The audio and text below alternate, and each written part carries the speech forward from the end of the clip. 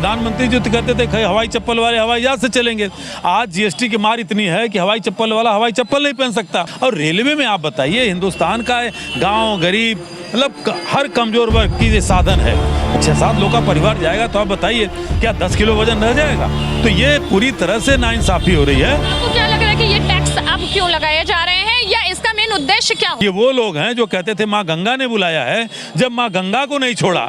एक तरफ रेलवे ने ये नया सिस्टम लागू किया है, वहीं आपके बरेका में सोलर सिस्टम भी लागू हो गया, इसकी अच्छाई नहीं कहेंगे? टैक्स हेवन कंट्री है और आपसे हमसे सांस पे टैक्स नहीं लिया जा रहा है, गंगा जी में 5 डुबकी मारने पे टैक्स नहीं लिया जा रहा है, हम इससे भी बचे हुए हैं। मैं इसका पूरा विरोध करता हूँ। और रही अपने जीएसटी की बात कही, जीएसटी रिव्यू की बात अभी होने वाली है। भारतीय रेल ने लगेज नियम के सख्त नियमों का पालन जरूरी। भारतीय रेल ने यात्रियों की सुविधा और सुरक्षा को ध्यान में रखते हुए लगेज नियमों को कड़ा कर दिया है। अब यात्री को अपना सामान मजबूती से पैक करना होगा और उस पर हिंदी या अंग्रेजी में साफ पता लिखना अनिवार्य होगा। तय सीमा से ज्यादा सामान पर अतिरिक्त शुल्क लगेगा। बिना बुकिंग पकड़े जाने पर 6 गुना तक जुर्माना वसूला जाएगा। हर क्लास के लिए अपनी फ्री लिमिट तय की गई है। भारी या बड़ा सामान केवल ब्रेक वैन से भेजा जाएगा। मेडिकल सर्टिफिकेट के साथ ऑक्सीजन सिलेंडर मुफ्त। खतरनाक और ज्वलनशील वस्तुएं पूरी तरह प्रतिबंधित। पालतू जानवरों के लिए विशेष नियम। बिना बुकिंग जुर्माना तय। चोरी या गुमशुदगी पर यात्री तुरंत टीटी, गार्ड या जीआरएफ से संपर्क कर सकते हैं। रेलवे ने कहा कि ये नियम यात्रियों के सफर को और अधिक सुरक्षित व सुविधाजनक बनाने के लिए लागू किए गए हैं। बता दें कि यात्रियों की शिकायतें भी अब होंगी और खत्म। रेलवे के नए लगेज नियम सफर से पहले जानकारी। जी हाँ, एयरपोर्ट की तरह क्लास वाइज होगा बैग लिमिट। कितना सामान आप मुफ्त में ले जा सकते हैं। जैसे अगर फर्स्ट एसी है तो 70 kilo, AC 2 tier 50 kilo, AC 3 tier sleeper 40 kilo, general class 35 kilo तक वजन आप अपने साथ ले जा सकते हैं। वहीं यात्रियों को इससे फायदा क्या होगा?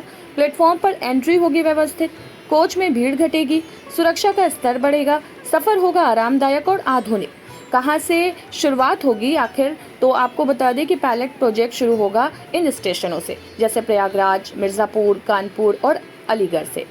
बैग का वजन प्लेटफॉर्म एंट्री से पहले ही स्क्रीनिंग मशीन से सुरक्षा जांच और तय सीमा से ज्यादा सामान अतिरिक्त शुल्क फाइन किया जाएगा। जी हाँ, ये सारे नियम। कांग्रेस नेता संजीव सिंह हमारे साथ है और इनसे हम चर्चा करेंगे कि हाल ही में रेलवे ने एक बड़ा फैसला किया है, जहां आप लगातार कई सारे लगेज, कई सारे सामान लेकर अपने साथ यात्रा करते थे, अब उस पर रेलवे के द्वारा अंकुश लगाया गया है। जी हाँ, बिल्कुल सही सुन रहे हैं आप। रेलवे के द्वारा कहा गया है कि अब आप लिमिट से ज्यादा, जिस तरीके से एयरपोर्ट पे आप सामान लेकर के नहीं जा सकते हैं, उसी तरह अब आप रेलवे में भी नहीं जा सकते हैं। उसकी एक लिमिट बना दी गई है।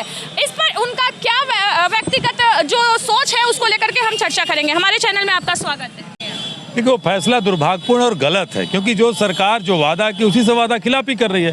प्रधानमंत्री जी ये कहते थे कि सबका साथ, सबका विकास, सबका विश्वास।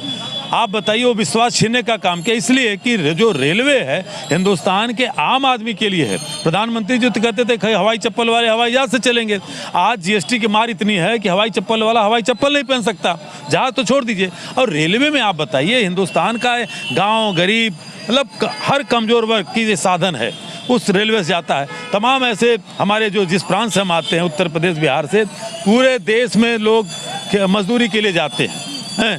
ऐसा तमाम जो छोटा वर्ग है वो जाता है तो अपने खाने पीने का राशन लेके जाता है, अपना बर्तन लेके जाता है, और कौन सा सामान होता है? 10 किलो से ज्यादा वजन लेके जाएंगे तो पेनल्टी लगेगी। क्यों भाई, किस बात की पेनल्टी? जब हैवी लगेज कोई लेके जाता है तो उसके लिए बाकायदा वो बुक कराता है सामान।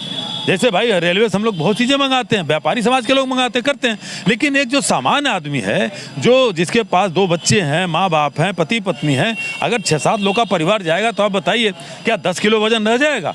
आप ही एक बैग लेके चल नहीं छोटा सा, और कल इस पर कह दिया जाए कि 2 किलो के ऊपर जो आपके ऊपर टैक्स लगेगा, तो ये पूरी तरह से नाइंसाफी हो रही है। आपको क्या लग रहा है कि ये टैक्स अब क्यों लगाए जा रहे हैं या इसका मेन उद्देश्य क्या होगा? देखिए, ये टैक्स हेवन कंट्री हो चुका है।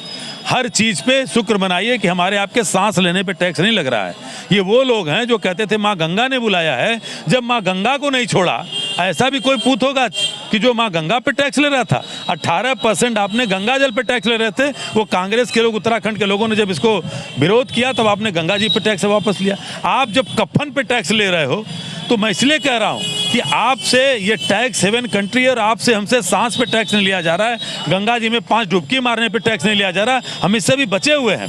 और ये वो भी दिन दूर नहीं है कि अगर ये लोग फिर रह गए तो ये भी दिन दूर नहीं कि इस पर भी टैक्स लगेगा। मैं इसका पूरा विरोध करता हूँ। और रही आपने जीएसटी की बात कही, जीएसटी रिव्यू की बात अभी होने वाली है। हमारे नेता राहुल गांधी जी ने 2018 में कहा था कि गब्बर सिंह टैक्स है कि भाई एक आदमी 15,000 की टी शर्ट खरीदे वो भी 18% जीएसटी दे, और एक गरीब आदमी 1500 की टी शर्ट खरीदे वो भी 18% जीएसटी दे।